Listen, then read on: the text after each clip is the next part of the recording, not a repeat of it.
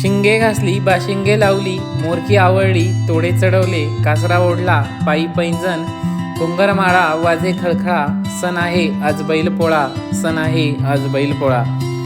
तर मित्रांनो, आपला भारत देश कृषीप्रधान, त्यामुळे शेतकरी वर्गामध्ये या सणाला विशेष असं महत्त्व आहे.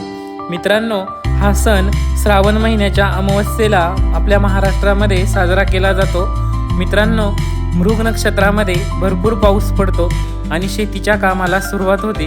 मित्रांनो, शेतात राबून थकलेल्या बैलांप्रती कृतज्ञता म्हणून आणि त्यांना सन्मान म्हणून हा सण साजरा केला जातो. तर मित्रांनो, मी तुमच्या सर्वांचा लाडका स्वप्नील. आपण आलोय आज बैलपोळ्याच्या खरेदीला. तर मित्रांनो, समोरच सुंदर सुंदर असे बाशिंग दिसत आहे. मित्रांनो, पायातले पैंजण, घुंगरमाळा, मोरक्या, शिंगांमध्ये लावणारे गोंडे, केसऱ्या, कवड्यांच्या माळा, पायातले वाळे, रंगीबेरंगी मण्यांच्या माळा, घुंगरांच्या मोरक्या, माठवटी, मोठ्या मोठ्या घुंगरांच्या माळा. मित्रांनो, अशा प्रकारचा भरपूर साज बाजारामध्ये उपलब्ध आहे.